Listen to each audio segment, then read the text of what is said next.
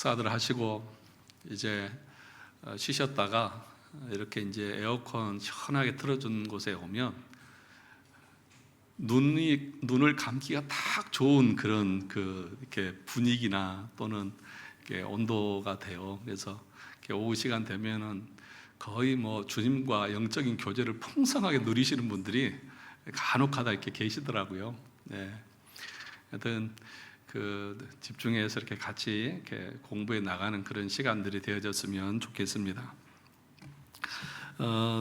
저는 항상 여러분들의 약속을 드립니다. 아무리 프린트물이 두꺼워도 끝나는 시간을 정확하게 제가 지켜드리는 것으로 약속을 드리니까 페이지 수 보시고 이렇게 절망한다든지 그러지 마시기 바랍니다. 네. 우리가 이제 16조 하나님의 선택을 같이 한번 공부해 보도록 하겠습니다. 내용 같이 읽어보겠습니다. 시작. 우리는 아담의 모든 후손들이 첫 사람의 범죄로 말미암아 멸망과 파멸에 빠졌을 때 하나님께서는 친히 자기 자신을 자비롭고 공의로우신 분으로 나타내셨음을 믿습니다. 자비로우심이란 하나님께서 영원하시고 변치 않으시는 경륜 가운데 당신의 순수한 선하심에 따라 예수 그리스도 우리 주 안에서 선택하신 자들을 그들의 행위를 고려하지 않으시고 멸망으로부터 구출하시고 구원하심에 있습니다. 공의로우심이란 그 밖에 다른 사람들을 그 스스로 빠져든 타락과 멸망에 버려두심에 있습니다. 그래서 16조는 하나님의 선택입니다. 이 선택에는 두 가지가 있습니다. 말 그대로 하나님의 선택과 유기, 두 가지를 가리켜서 예정이라고 말하고 또 하나님의 선택이라고도 그렇게 말합니다. 그래서 오늘은 하나님의 선택과 유기에 대해서 함께 공부를 하게 될 것입니다. 앞에 제일 처음에 보시면 우리는 아담의 모든 후손들이 첫 사람의 범죄로 말미암아 멸망과 파멸에 빠졌을 때에 그렇게 얘기하고 있습니다. 우리가 15제에서 공부했죠. 원죄 가운데 우리는 빠져 있고 그 원죄는 죄는 그 파멸과 또 죽음을 가져왔다고 하는 것을 우리가 앞에서 배웠습니다. 그래서 자연스러운 결과가 뭡니까? 죄의 결과가 죄의 삭은 사망이다. 또 창세기 2장 17절에서도 내가 이것을 먹는 날에는 정녕 죽으리라. 그래서 결과적으로 아담과 하와는 에덴 동산에서 추방되어져서 하나님과 교제가 단절되어지는 그 죽음을 맞이했습니다. 이제 그 죄의 비참함이 이 세상의 모든 사람들을 괴롭히고 그 모든 사람들을 저주와 파멸로 이끌어가게 되어졌습니다. 이런 상태를 가리켜서 이제 도르트 신조에서는 전적 타락, 전적 부패 그렇게 설명을 하고 있는 것이죠. 앞에 우리 15제에서는 뭐라고 말했습니까? 이것을 가리켜서 인간은 어느 누구도 하나님을 향해서 나아갈 수 있는 능력을 상실했다. 그러니까 전적으로 타락한 인간은 이성과 이런 도덕 윤리가 다 사라진 그런 맹수가 되고 짐승이 되어졌다는 것이 아니라 일반적인 삶을 살지만 주님을 믿고 주님 앞에 자신의 죄인됨을 고백할 수 있는 그런 능력들은 다 상실해 버렸다는 것이죠. 그래서 벨기에 신앙국에서는 제일 먼저 원죄에 대한 것들을 시작을 하고 있습니다. 왜냐하면 이 원죄에 대한 것을 우리가 받아들이고 인정해야만 하나님의 선택과 유기가 불공평하다고 하는 그런 말을 하지 않게 되고 하나님이 나를 선택하신 것에 대한 것에 감사가 넘쳐나게 되는 것이죠. 내가 죄인이 아니에요. 내가 멸망의 상태가 아니에요. 나는 의롭고 완전한 상태인데 하나님이 나를 건져서 구원해 주셨다고 말하면 그것에 대해서 감사할 사람이 누가 있겠습니까? 아니, 나 가만 두셔도 되는데 그 은혜 필요 없어요. 그렇게 말할 것 아니냐는 것이죠. 그래서 이 16조에서 하나님의 선택을 말하기 전에 이 신앙 고백서는 제일 먼저 뭐라고 말합니까?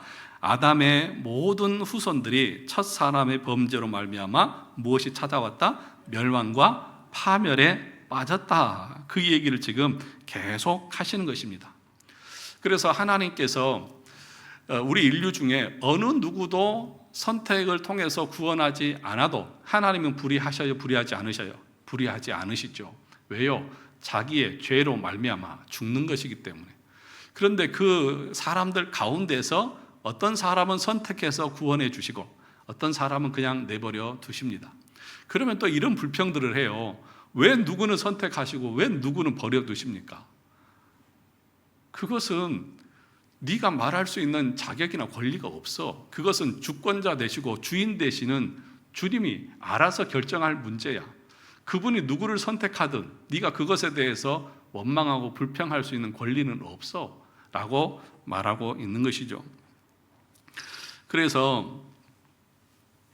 그리고 나서 그 다음에 하고 있는 말씀이 뭡니까? 하나님께서 인류의 그 파멸과 멸망 가운데에서 하나님의 두 가지 성품, 두 가지 속성을 드러내셨다. 그것이 뭐냐 하면 하나님의 자비로우심과 하나님의 공의로우심이다. 그렇게 얘기를 하고 있습니다. 그 다음 보시죠. 자비로우심이란 하나님께서 영원하시고 변치 아니하시는 경륜 가운데 당신의 순수한 선하심에 따라 예수 그리스도 우리 주 안에서 선택하신 자들을 그들의 행위를 고려하지 않으시고 멸망으로부터 구출하시고 구원하심에 있습니다. 하나님의 자비하심이라고 하는 것이 뭐예요? 하나님께서 멸망받아야 될 사람들 가운데서 창세 전에 그 사람들의 어떤 행위에 근거하지 않고 자신의 순수한 기쁘신 뜻대로 어떤 사람을 선택하신 것, 그것이 곧 하나님의 자비하심이다. 그렇게 얘기합니다. 이 말씀을 준비하다가 보니까 언젠가 들었던 그런 얘기가 생각이 나더라고요. 또 목사님하고 둘이 얘기를 하는데 뭐 이런저런 얘기를 하다가 그런 얘기를 하시더라고. 자기가 이렇게 그 기도를 할 때 이제 이렇게 예배 전에 기도하잖아요. 그럴 때 자비로우신 하나님 아버지 하면서 기도를 했대요. 그랬더니 끝나고 내려오니까 장로님 한 분이 찾아와가지고 목사님 자비로우심이 뭡니까? 거룩하신 하나님 이렇게 하셔야죠. 그러면서 자기를 나무라더래요. 그래서 제가 그랬어요. 참 무식도 넘쳐 흐른다. 하나님의 자비로우심이 뭔지도 모르고 공의로우심이 뭔지도 모르고 거룩하심이 뭔지도 모르고. 그래서 제가 그랬어요. 그분은 하나님의 단일성을 모르는 어리석음에서 나온 것이다. 그러니까 하나님이 무슨 부속품처럼 거룩하고 자비하고 뭐 공의롭고 뭐 이런 것이 합쳐져 가지고 하나님의 그 성품이 생긴 것입니까? 우리가 그 하나님의 단일성을 설명할 때 얘기했잖아요. 하나님은 사랑이십니까? 빨리 얘기하세요. 그 사랑의 교회도 있고 막 사랑을 되게 강조하잖아요. 하나님은 사랑이시니라 막 이렇게 문구로도 써놓잖아요. 하나님은 사랑이십니까? 그 하나님의 자비나 하나님의 거룩이나 하나님의 전지나 하나님의 무소부재나 이런 것들은 그러면 하나님의 성품이 아닙니까? 그러니까 이게 그 하나님의 여러 가지 성품들이 이 연합하고 조합해서 하나님이 되어졌다 이렇게 얘기하는 것은 하나님에 대해서 잘못 오해하는 것입니다. 하나님은 전체가 사랑이시고 하나님의 전체가 거룩이시고 하나님은 전체가 자비하심인 거예요. 그러니까 그걸 따로 생각하는 것 자체가 얼마나 웃기냐는 거죠. 제가 그래서 그 목사한테 그랬어요. 그 혼을 내두지 그랬냐고. 알지도 못하면서 어디 감히 장로가 목사한테 자비로우심이 뭡니까? 거룩하심이 해야지. 참 진짜 오늘 아침에도 제가 얘기했지만 그런 식으로 목사를 지적하고 판단하고 그러면 그 목사가 기쁠까요? 목회하는데 얼마나 힘들겠어요. 예. 기도도 그런 단어 자체도 못 써. 예. 여기서 뭐라고 말합니까? 자비로우신 하나님이라고 하잖아요. 자신의 자비로우심을 드러냈다고 하잖아요. 그런데 그 자비로우신 하나님 이렇게 기도하지 말래요. 나 진짜 우리 수도 노예에 있는 교회입니다. 멀리 있는 교회도 아니고요. 자, 그 다음 보시죠. 구원의 선택이 왜 자비입니까? 이 페이지 보시면 그것은 앞서 말한 전적 타락을 생각할 때에 분명해진다 그랬죠.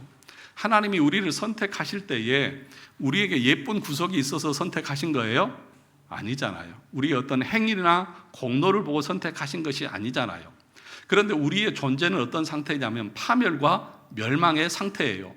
그런데 그 파멸과 멸망의 상태에서 우리의 어떤 예쁜 구속도 없고 우리의 어떤 선도 없고 공로도 없는데 조건 없이 우리를 선택해 주셨으니까 그 하나님의 자비하심, 그 하나님의 그 사랑의 그 풍성함이 우리를 구원하시는 구원의 원천이고 근거다. 그렇게 지금 말씀하고 있는 것입니다. 거기 밑에 한번 보시면 우리 안에 조금이라도 예쁜 부분이 있어서 하나님이 저 사람은 구원해야 되겠다라고 생각하실 만큼의 어떠한 긍정적이고 희망적인 부분이 우리 안에 전혀 있어요, 없어요? 없음에도 불구하고 오직 하나님 자신의 긍휼과 자비로운 성품에 의해서 우리를 구원하시기로 작정하셨다. 이것이 뭐라고요? 하나님의 자비로우심이다. 그렇게 지금 말씀하고 있는 것입니다. 그런 근거 구절이 오늘 로마서 9장 10절에서 16절, 우리는 15절과 16절에서만 읽었지만 15절 다시 보실까요? 11절부터 보시죠. 이게 이제 그 아브라함의 씨에 대한 얘기거든요. 아브라함에게 아들이 있었죠. 누구죠? 이삭과 이스마엘. 그래 누구를 선택했어요? 이삭을 선택했어요. 이스마엘이 아니라. 그러니까 사람들이 뭐라고 말하냐면 이삭은 누가 낳았어요? 이삭은 누가 낳았어요? 사라가 낳았잖아요. 사라가 아브라함의 본처잖아요. 그러면 이스마엘은 누가 낳았어요? 참 진짜 내가 무슨 어디 교회도 안 다니는 사람들 앞에서 강연하고 있는 것 같네요. 하갈이 낳았잖아요. 그 하갈은 몸종에서 난 거잖아요. 그러니까 사람들이 아니 정실 부인에게서 낳았으니까 이삭을 선택한 것이죠. 이스마엘이 아니라 그렇게 오해하잖아요. 그러니까 그 다음에 이삭의 아내는 누구예요? 호호 이거 봐라. 리브가잖아요. 그 리브가가 자식을 둘을 낳잖아요. 누구를 낳아요? 야곱과 에서를 낳잖아요. 그럼 누구를 선택해요? 야곱을 선택하잖아요. 그런데 야곱을 선택할 때 언제 선택해요? 뱃속에 있을 때. 그러니까 뱃속에 있는 애가 뭘 한 게 있어요, 없어요? 태어나지도 않았는데. 그러니까 하나님의 선택은 사람의 행위나 어떤 공로를 보고 선택하신 것이 아니라 조건 없이 하나님께서 그 자비하심의 근거에서 우리를 선택하신 것이다. 그 얘기를 지금 하는 거예요. 그래서 15절에서 뭐라고 말합니까? 그 밑에 볼까요? 우리 7절부터 같이 봅시다. 그러면 9장 7절부터 시작. 또한 아브라함의 씨가 다 그의 자녀가 아니라 오직 이삭으로부터 난 자라야 내 씨라 불리리라 하셨으니 그 육신의 자녀가 하나님의 자녀가 아니요 오직 약속의 자녀가 씨로 여기심을 받느니라. 약속의 말씀은 이것이니 명년 이때에 내가 이르리라 사라에게 아들이 있으리라 하심이라. 그뿐 아니라 또한 리브가가 우리 조상 이삭 한 사람으로 말미암아 임신하였는데 그 자식들이 아직 뭐하지도 전에 나지도 아니하고 무슨 선이나 악을 행하지 아니한 때에 뭘 따라 택하심을 따라 되는 하나님의 뜻이 뭘로? 행위로 말미암지 않고 오직 부르시는 이로 말미암아 서게 하려 하사 리브가에게 이르시되 큰 자가 어린 자를 섬기려라 하셨나니 기록된 바 내가 야곱은 사랑하고 에서는 미워하였다 하심과 같으니라. 그런데 우리가 무슨 말을 하리요? 하나님께 불의가 있느냐? 그럴 수 없느니라. 모세에게 이르시되 내가 긍휼히 여길 자를 뭐하고 긍휼히 여기고 불쌍히 여길 자를 불쌍히 여기리라 하셨으니 그런즉 원하는 자로 말미암음도 아니요 다른 박질하는 자로 말미암음도 아니요 오직 긍휼히 여기시는 하나님으로 말미암음이니라.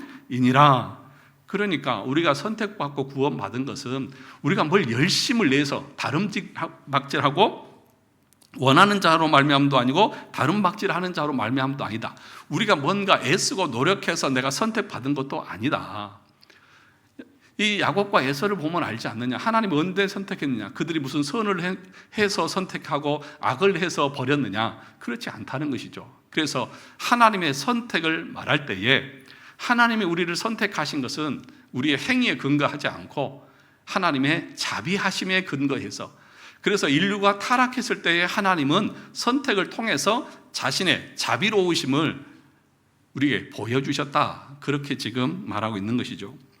에베소서 1장 4절 5절도 우리가 아는 대로 창세전에 그리스도 안에서 우리를 모아사 택하사 우리로 사랑 안에서 그 앞에 거룩하고 흠이 없게 하시려고 멋대로 그 기쁘신 뜻대로, 여기 그 기쁘신 뜻대로라고 하는 말은 자기 마음대로라는 뜻. 하나님 마음대로.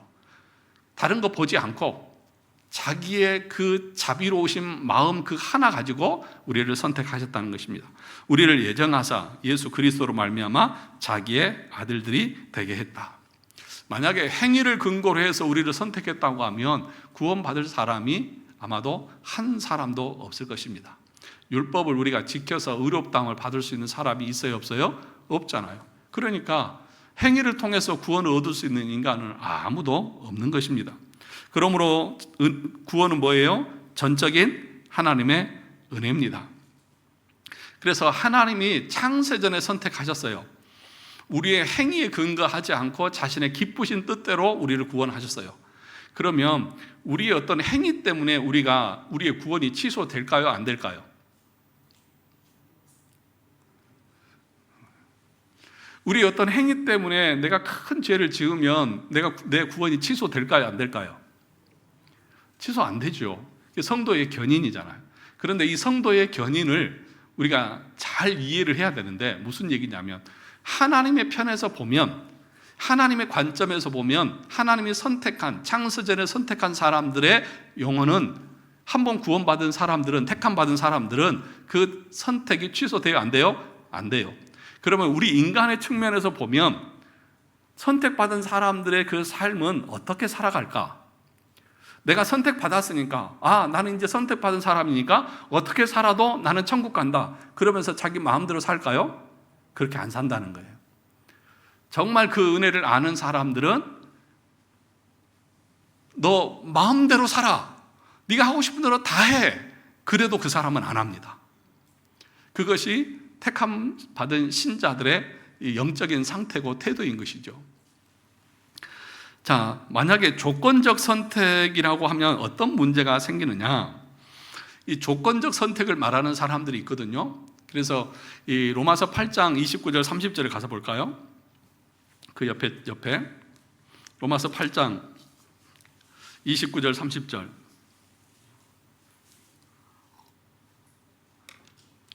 같이 읽어보겠습니다. 시작.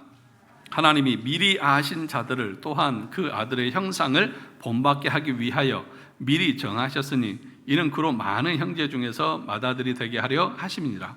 또 미리 정하신 그들을 또한 부르시고 부르신 그들을 또한 의롭다 하시고 의롭다 하신 그들을 또한 영화롭게 하셨느니라.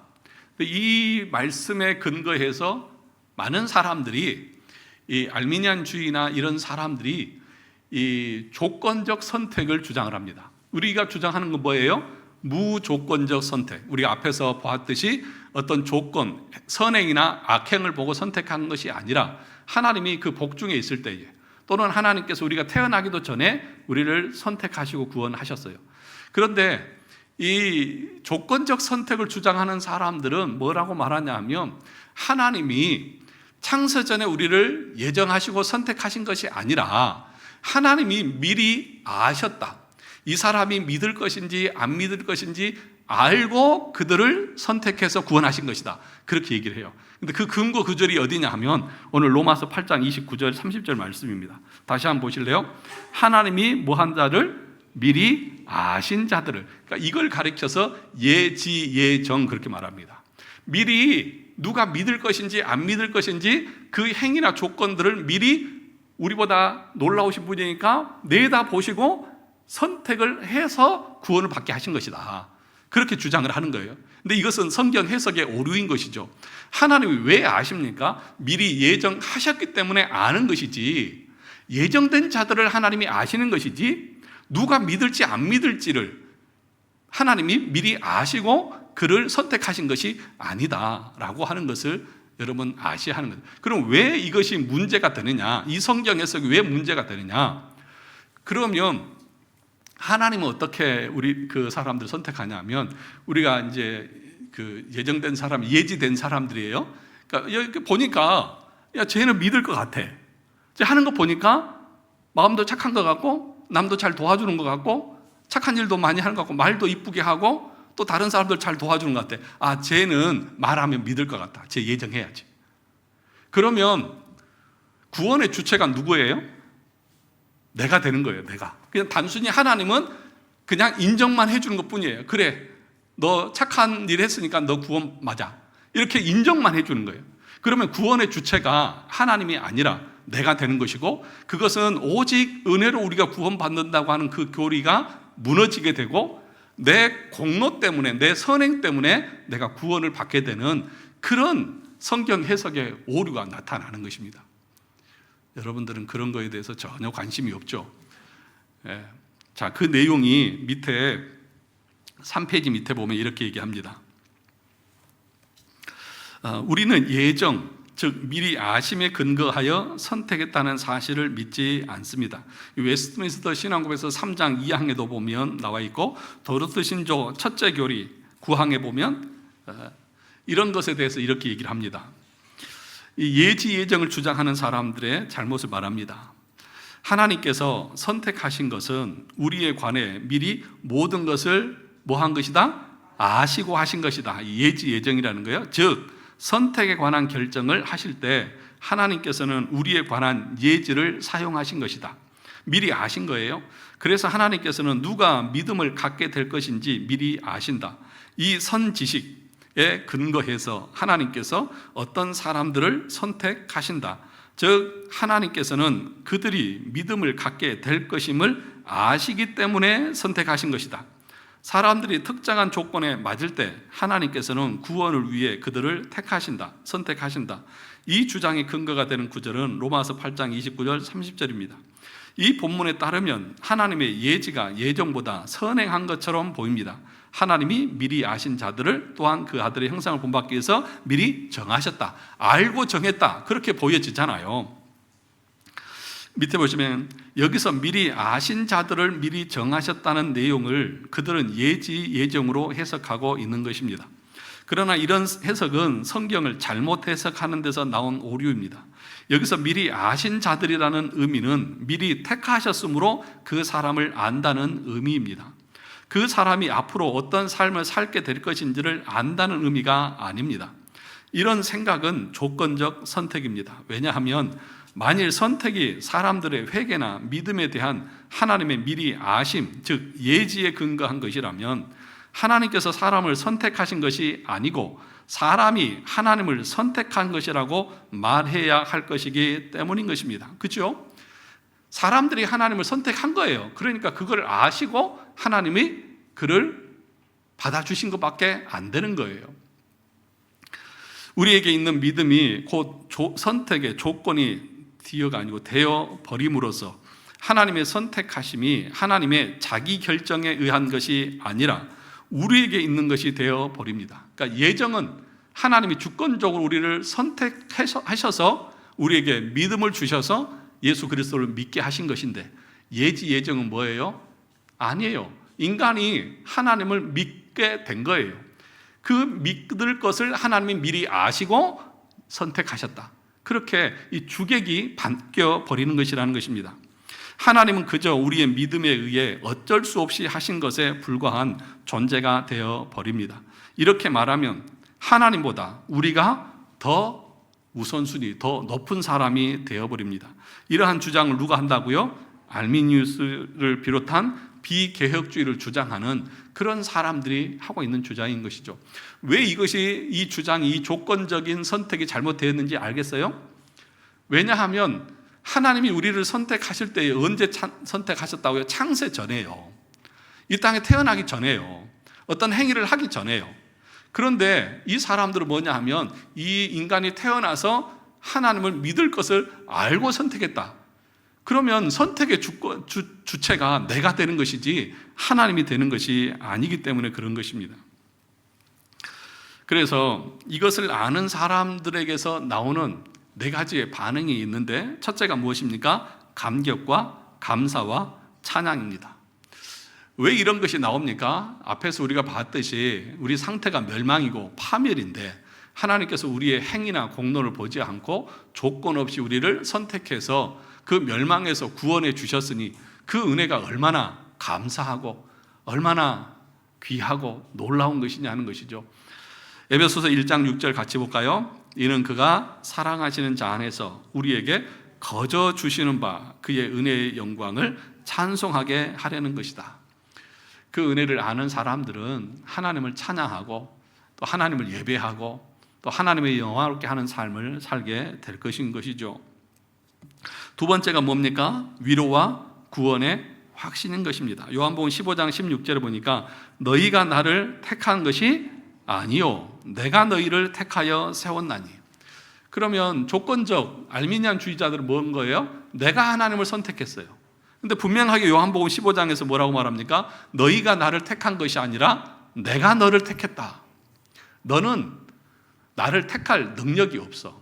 그러니까 아버지께서 너희를 내게로 이끌지 아니하면 내게로 올 자가 한 사람이라도 있다 없다? 없다. 요한복음에서 분명하게 말하고 있지 않습니까?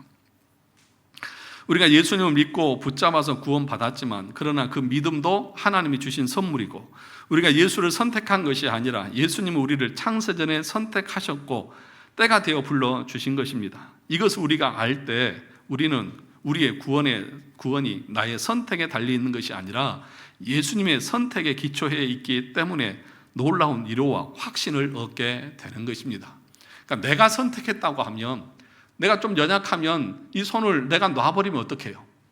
그런데 하나님이 선택했어요. 그러니까 하나님이 나를 붙잡고 있으면 내가 아무리 발버둥 쳐도 그 하나님의 손 안에서 내가 빠져나갈 수 있어요, 없어요? 그래서 로마서에서 바울이 말했잖아요. 8장에 보면 누가 우리를 하나님의 사랑에서 끊으리요? 자, 35절을 볼까요? 31절부터 보겠습니다. 31절부터. 그런즉 이 일에 대하여 우리가 무슨 말하리요? 만일 하나님이 우리를 위하시면 누가 우리를 대적하리요? 또 32절 자기 아들을 아끼지 아니하시고 우리 모든 사람을 위하여 내주신 이가 어찌 그 아들과 함께 모든 것을 우리에게 주시지 아니하겠느냐? 33절 누가 능히 하나님께서 택하신 자들을 뭐하리요? 고발하리요? 의롭다 하신 이는 누구예요? 하나님이시니. 34절 누가 정죄하리요? 죽으실 뿐 아니라 다시 살아나신 이는 그리스도 예수시니 그는 하나님 우편에 계신 자요 우리를 위하여 간구하시는 자시니라. 35절 누가 우리를 그리스도의 사랑에서 끊으리요? 환난이나 공고나 박해나 기근이나 적신이나 위험이나 칼이랴. 그러니까 예수 그리스도께서 우리를 위해서 십자가에서 죽으시고 의를 다 이루셔서 우리에게 주셨습니다. 그분의 의는 완전합니다. 그런데 누가 우리를 하나님 앞에 고발할 수 있고 누가 하나님께서 우리를 선택한 하나님의 자녀들을 어떤 다른 방법을 통해서 빼앗아갈 수 있는 것이죠. 사랑하는 성도 여러분, 그래서 우리가 그리스도와 연합되어져서 참된 믿음 가운데 거하게 되는 사람들은 이런 위로가 있는 것입니다. 우리가 실수해요? 안 해요? 하잖아요. 죄 지어요? 안 지어요? 짓잖아요. 그런데 그런 것이 하나님의 사랑에서 우리를 끊을 수 있어요? 없어요? 없어요. 그러니까 우리는 연약하지만 불안해하거나 두려워하지 않아요. 단지 우리는 하나님 앞에서 우리의 연약함을 날마다 엎드리면서 회개하면서 하나님과 동행하는 삶을 사는 것이죠. 그래서 이 조건적 선택은 우리에게 위로가 안 됩니다. 왜요? 내가 믿어서 선택했으면 내가 또 잘못하면 구원이 취소되면 어떻게 해요? 그래서 평생 그런 신앙을 하는 사람은 마음에 평안이 없습니다. 늘 불안합니다. 그것이 이제 이 로마 카톨릭 같은 사람들 말하는 것이죠. 그래서 로마 카톨릭은 제가 말했잖아요. 그들의 이 칭의는 제일 마지막에 있다니까요. 성화가 앞에 있고 우리는 칭의가 있고 그 다음에 성화잖아요. 근데 이 사람들은 선행을 많이 해야 돼요. 착한 일을 많이 해야 돼요.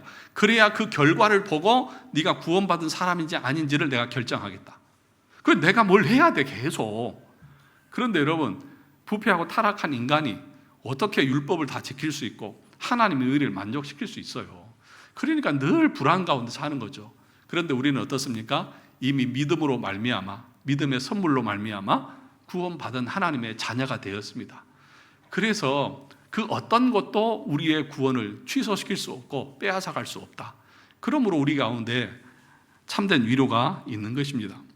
그 얘기를 지금 디모데후서 1장 9절에서 12절에서도 하고 있고 또 로마서 8장 29절 30절에서도 얘기를 하고 있으면서 그 네 가지를 5페이지 마지막에서부터 예정 교리로 말미암아 우리가 어떤 확신을 가질 수 있는지 이 네 가지 우리가 지금 앞에서 로마서 8장에서 보았던 것처럼 하나님이 우리를 위하시면 누가 우리를 대적하고 하나님이 우리를 긍휼히 여기시는데 사랑하셔서 조건 없이 선택했는데 누가 우리를 뭐라 할 수 있고, 또 하나님이 의롭다 하신 자를 누가 고발할 수 있고, 하나님께서 보좌 우편에서 우리와 함께 계시고 우리를 사랑으로 붙들고 계시는데 누가 빼앗아 갈 수 있느냐라고 하면서 담대하게 믿음의 그 모습을 보이고 있는 것이죠. 셋째가 뭡니까? 성화의 강력한 동기다, 그렇게 얘기하고 있습니다. 그러니까 이 칭의를 말하고 선택을 말하면서 항상 하고 있는 것이 뭐냐 하면, 같이 가는 것이 뭐냐 하면 성화입니다.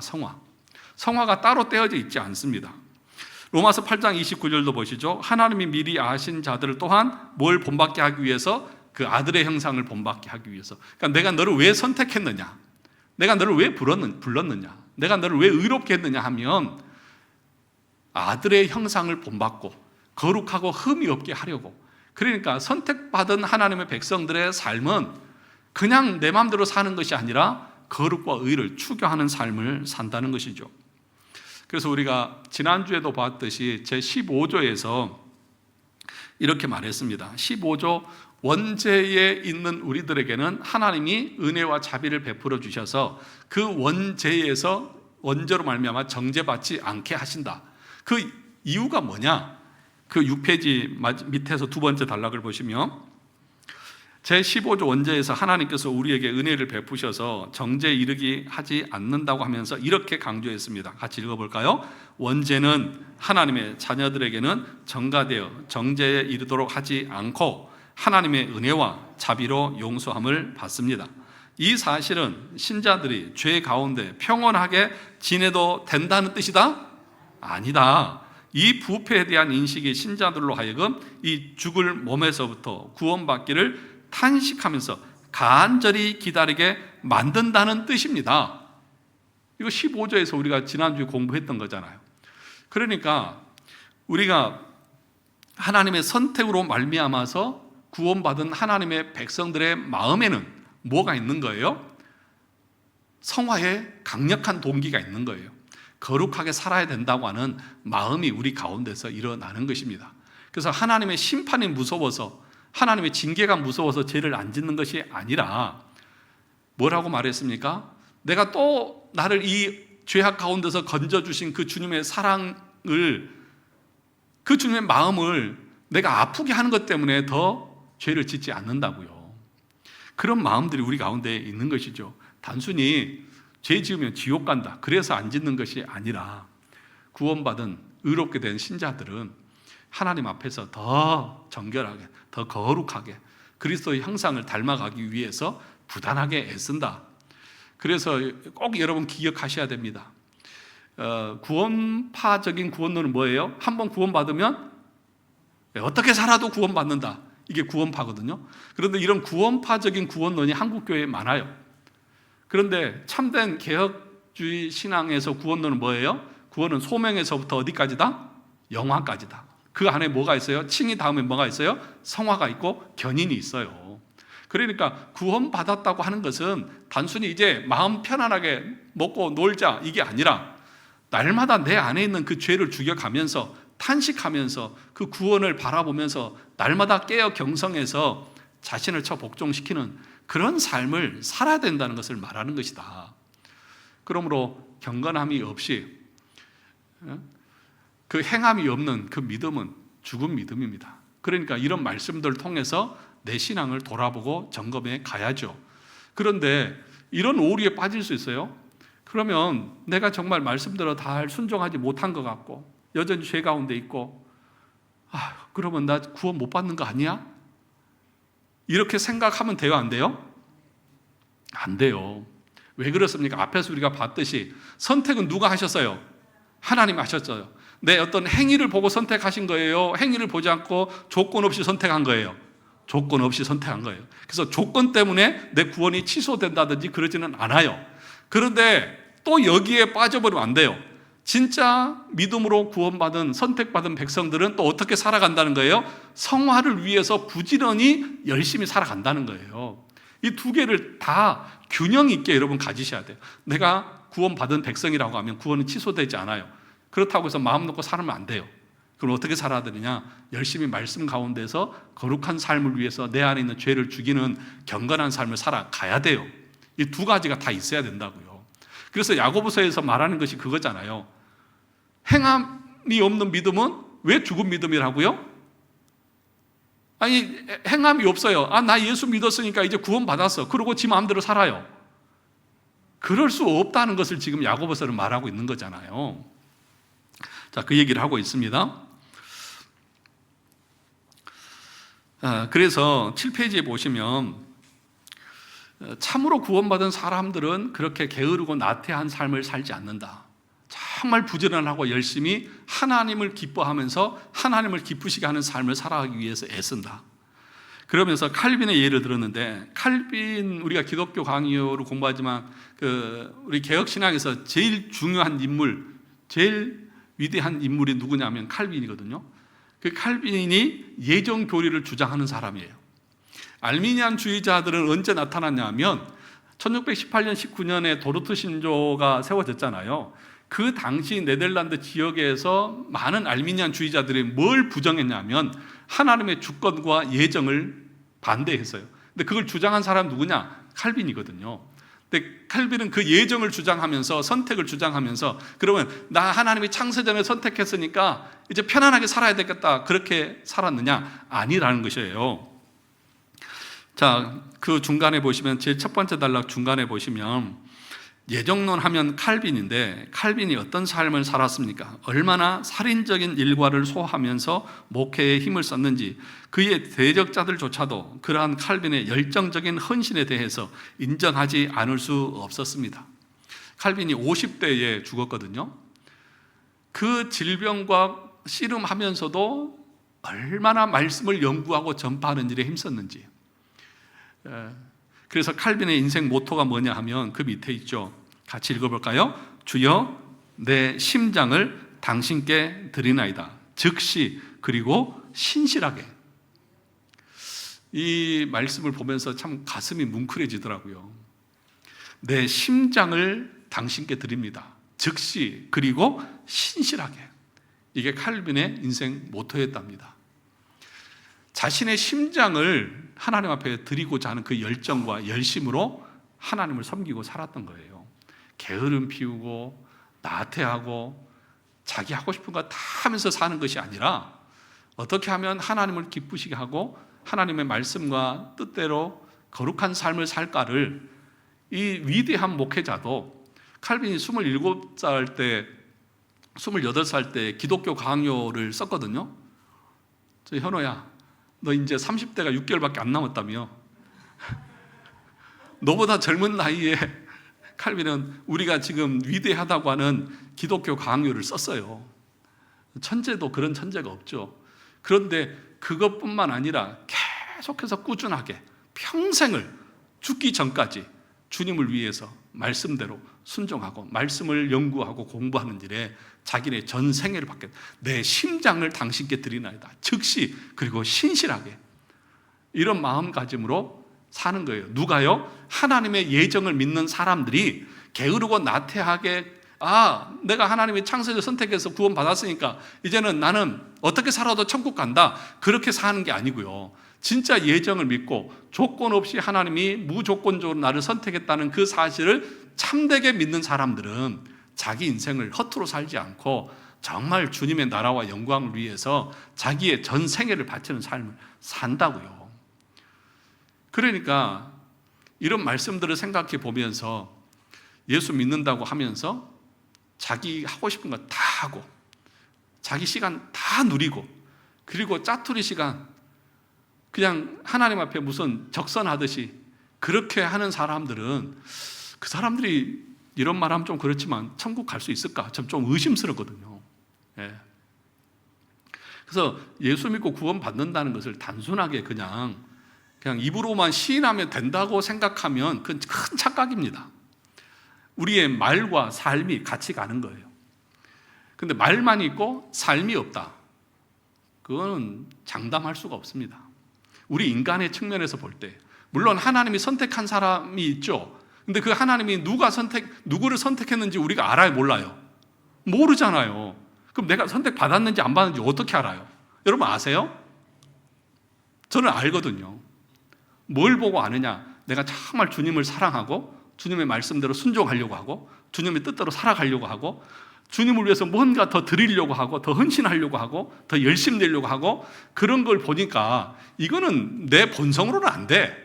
내 본성에서 나오는 건 뭐예요? 죄예요. 육신의 욕망과 그런 것들만 나와요. 근데 그런 것이 아니라 내가 정말 나는 못 먹고 못 입어도 주님을 위해서 더 드리고 싶어 하고 주님을 위해서 더 헌신하고 싶어 하고 내가 녹슬어서 없어지는 삶이 아니라 닳아서 없어지는 삶이 되고 싶다고 누군가가 말했던 것처럼 그런 삶을 살고자 하는 마음이 있는 걸 보니까 하나님이 날 선택한 것 맞다.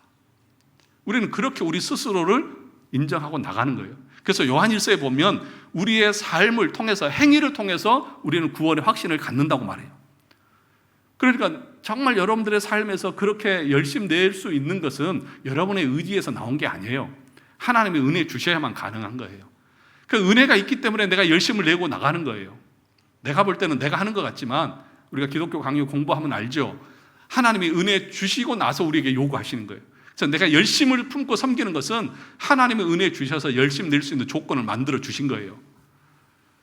그런데 내가 그렇지 않다. 헌금을 하는 것도 뭐 적선하듯이 그냥 흉내만 낸다. 그것이 더 아까운 거잖아, 자기에게는. 그런 신앙생활을 하면서 자기 목숨을 내어서 우리를 구원하셨는데 나는 고작 그렇게 하고 있다고요? 그것이 진짜 그 은혜를 아는 사람의 모습일까요? 여러분 오해하지 마세요. 뭐 헌금 많이 내라 이런 얘기를 하는 것이 아니라 우리의 삶의 태도가 어떠해야 되느냐. 칼빈은 내 심장을 드립니다라고 고백했다고 말하잖아요. 즉시로 머뭇거리지도 않고 그리고 가식적으로 무슨 흉내만 내는 것도 아니고 신실하게 하나님 앞에서 그렇게 성실하게 그 사명을 감당했다고 하겠다고 다짐하는 그 모습, 그것이 예정을 믿고 선택을 알고 감사하는 신자의 태도라는 사실인 거죠. 그런 얘기를 말하고 있고 그 다음에 그 7페이지 마지막에 보시면 이 예정 교리를 잘못 오해하면 안 되는 것이 뭐냐 하면 예를 들어서 이런 거예요. 전도를 할 때에 너 믿지 않아? 너는 예정되지 않아서 믿지 않은 거야. 그렇게 얘기하는 것은 옳지 않다는 거예요. 뭘 얘기를 하려고 하냐 하면 하나님이 선택을 했는지 안 했는지 우리는 알아요? 몰라요.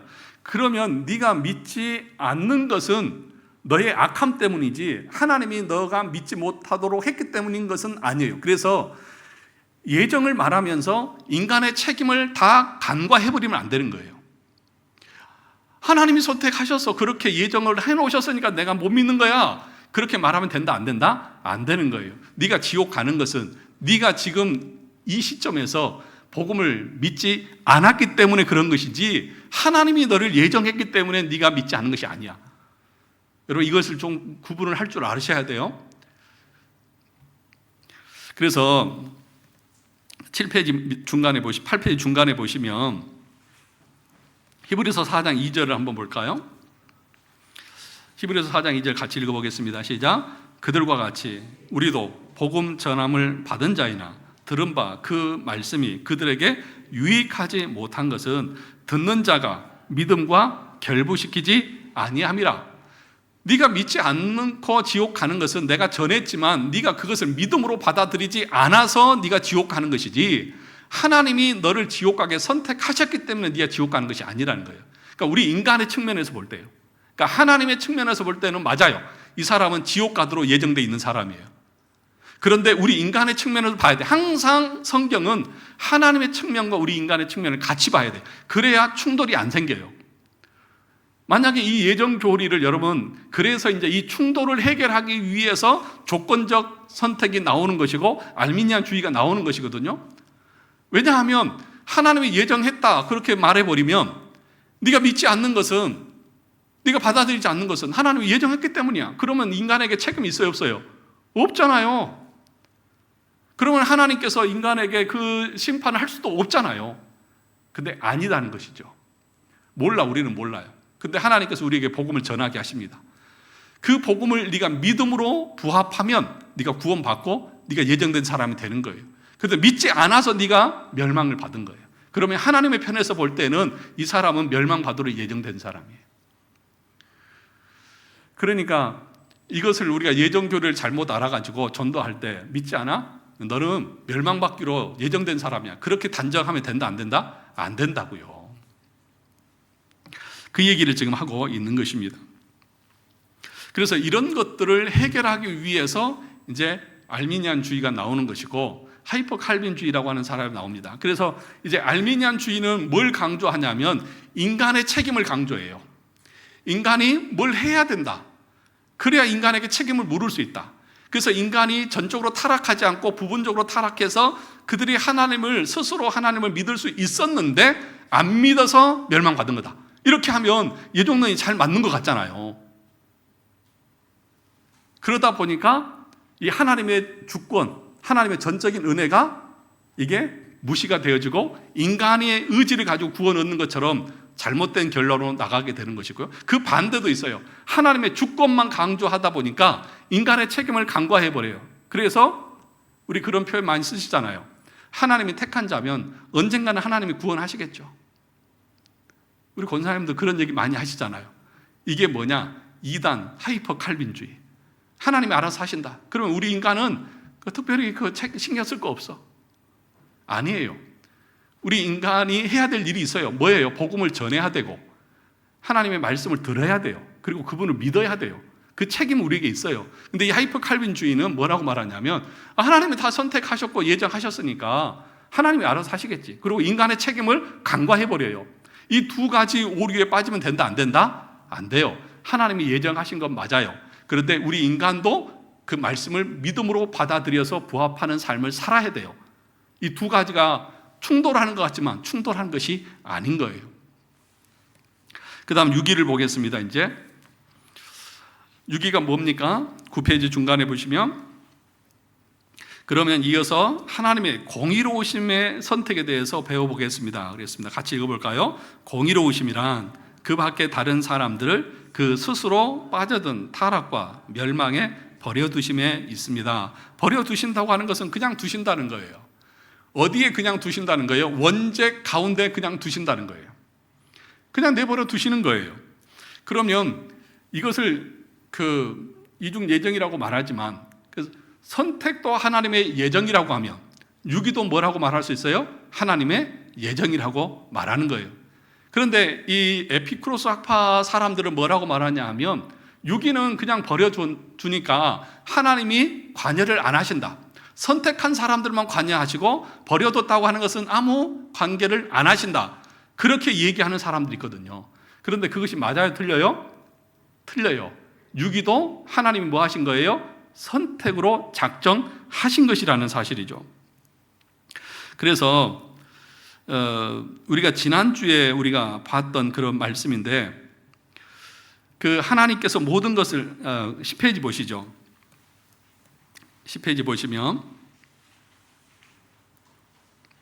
제일 위에 어떤 사람은 하나님께서 선택은 하셨지만 유기는 하지 않으셨다고 주장합니다. 그러니까 유기는 선택하지 않았다고 주장합니다. 이것은 매우 잘못된 생각입니다. 왜냐하면 그렇게 되면 하나님이 선택한 자에 대해서만 관여하시고 나머지 사람에 대해서는 무관심한 분이 되므로 우리가 섭리 교리에서 배운, 같이 읽어볼까요? 만물에 아무 상관하지 않으시며 다만 우연에 맡겨 두셨다고 말하는 에피쿠로스 학파의 가증스러운 오류를 뭐한다? 배격한다.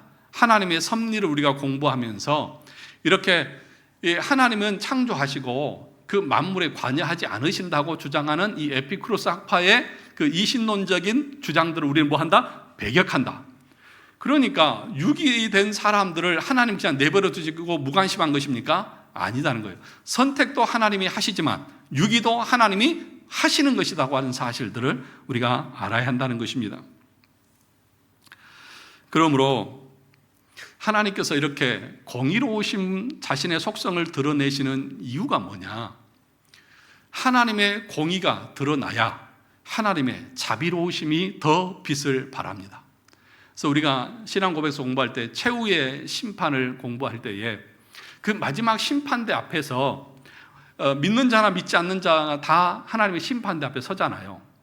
그런데 그때에 믿는 자들은 하나님의 자비로우심의 공의를 드러내고, 믿지 않는 사람들은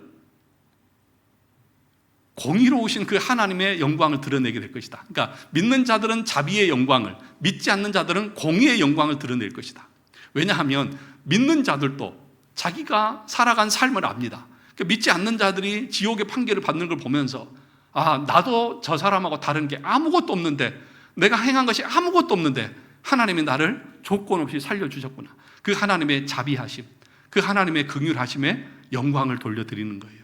그리고 하나님이 말씀하셨던 대로 죄에 대한 반드시 심판이 있다고 하는 그 하나님의 공의로우심을 그 자리에서 하나님은 보여주시면서 자신의 영광을 드러내는 거예요. 왜 하나님께서 그 타락한 인간에게 자비와 공의를 드러내시고 왜 선택과 유기를 두시느냐? 여러분, 유기가 있어야 여러분 선택이 감사할 것 아니겠습니까? 유기된 자들의 그 진노가 있어야 하나님의 자비가 알 수 있을 것 아니겠습니까? 여러분들이 다른 교회에 가서 정말 엉뚱한 설교를 듣고 와야 우리 교회가 좋다는 걸 아는데, 맨날 좋은 것만 먹으니까 좋은지를 몰라요. 진짜예요. 진짜 여러분들이 좋은 양육을 받고 있다는 것을 여러분들은 몰라요. 정말 다른 데 가서 정말 막 윤리적이고 도덕적이고 이상한 설교를 계속 한 1, 2년 좀 듣고 와야, 아, 우리 교회가 좋은 교회구나, 그걸 알지. 여러분 생각을 해보세요. 전국에 우리 합동측 교회가 2만 교회가 넘는데, 벨기에 신앙 고백서나 기독교 강요나 이런 신앙 고백서를 공부하고 가르치는 교회가 몇 개나 될 것 같으세요? 100개는 될 것 같으세요? 찾아보세요. 한번 찾아보세요. 없어요. 그래서 제가 노예에서도 이런 얘기하면 제가 이상한 사람이에요. 독특한 사람이라고 그래요. 왜냐? 제가 알기로 저희 노예가 150개, 160개 교회인데, 저처럼 기독교 강요나 이런 신앙 고백서를 가르치는 교회는 제가 알기로는 몇 군데 안 돼요. 이 1%, 2%도 안 돼요. 그러니까 여러분, 감사한 줄 알고 열심히 참여할 수 있기를 바랍니다. 오늘 하나님의 선택에 대해서 우리가 함께 공부했습니다. 나눠드린 프린트물은 집에 가셔서 한 번 더 이렇게 읽어보시고 여러분 나름대로 이런 내용들을 이렇게 정리하실 수 있기를 바랍니다. 기도하겠습니다.